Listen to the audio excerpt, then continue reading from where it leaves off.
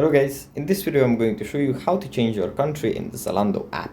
But before that, don't forget to subscribe and leave a comment down below, because at 10,000 subscribers I'm going to show you my whole YouTube revenue statistics and growth strategy. So without further ado, let's just jump right into it.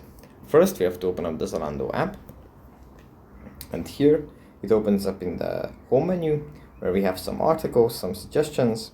From here we have to go into the top right corner and tap on the profile icon. Then under the overview section, we have to tap on settings, and then at the top we find our country.